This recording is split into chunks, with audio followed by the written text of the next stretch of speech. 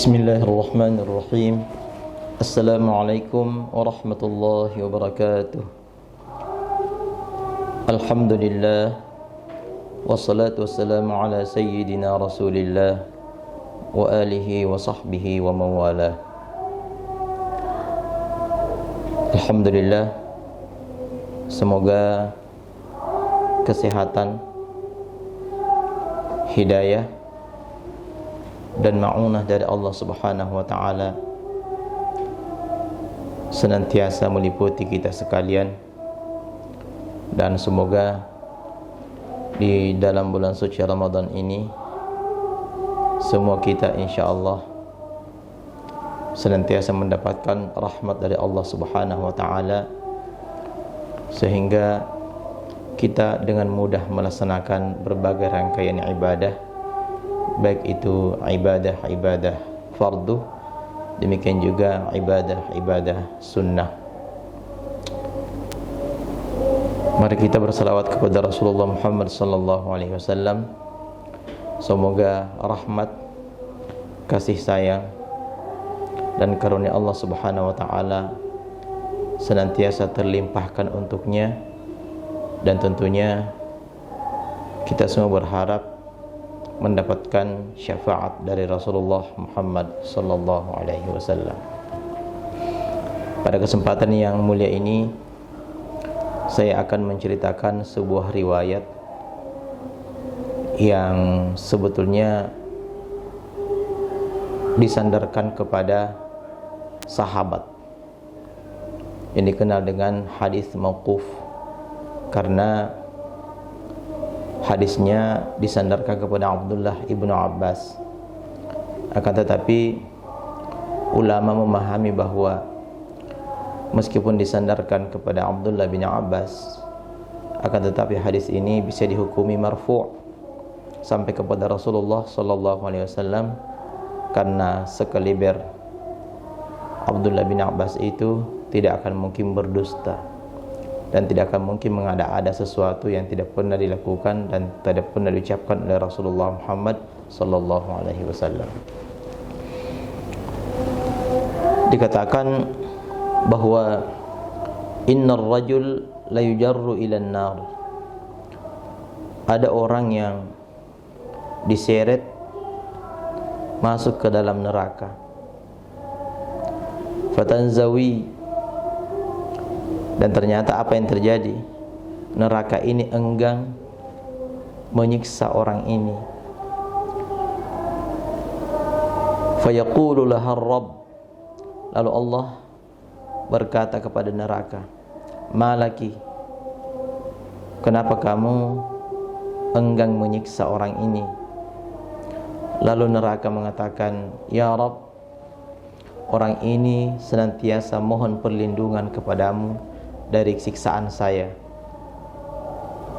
Maka Allah Subhanahu wa ta'ala mengatakan, arsilu abdi, wahai para malaikat, keluarkan dan bebaskan hambaku ini dari siksaan api neraka. Satu. Yang kedua, ada laki-laki yang diseret ke neraka, lalu juga tidak disiksa. Lalu orang ini yang diseret mengatakan,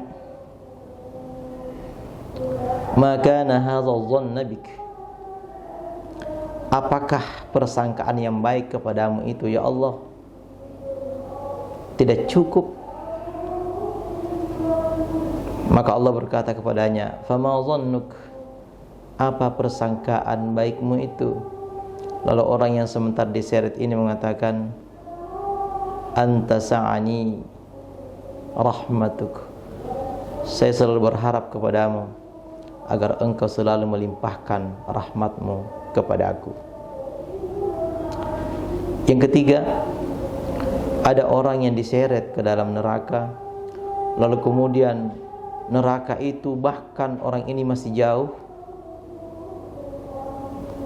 neraka sudah meringkik, ingin sekali menerkam orang ini. Kenapa?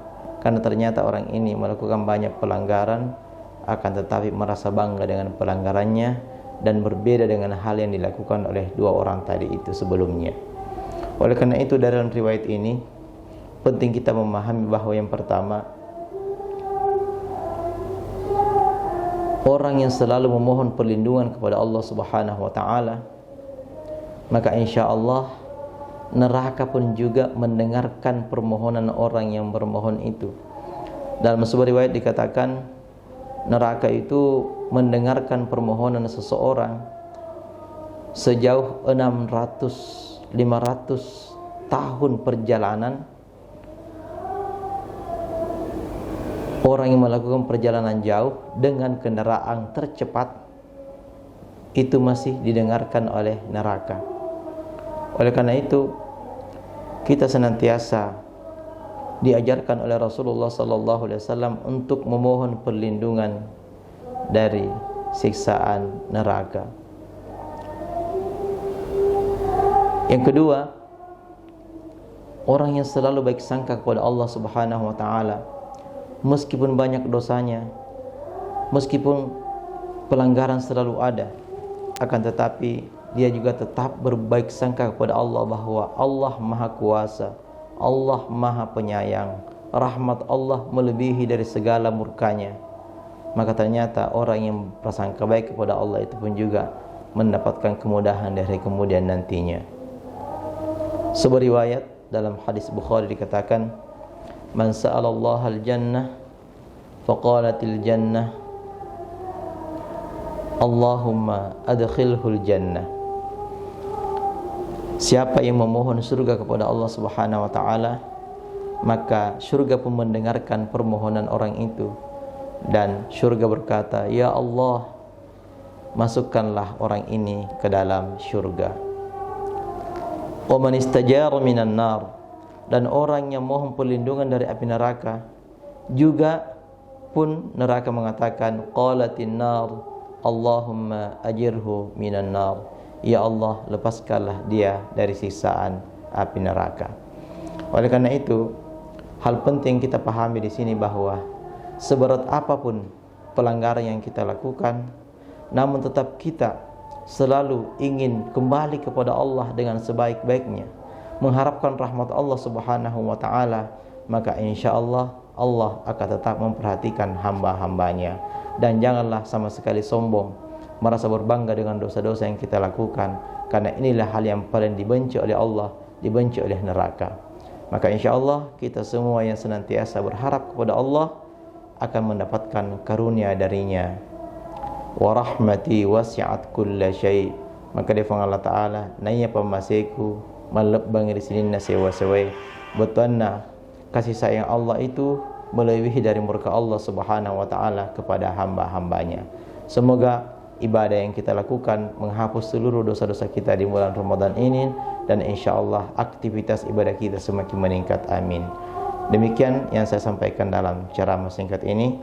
Wabillahi taufiq wassa'adah. Wassalamualaikum warahmatullahi wabarakatuh.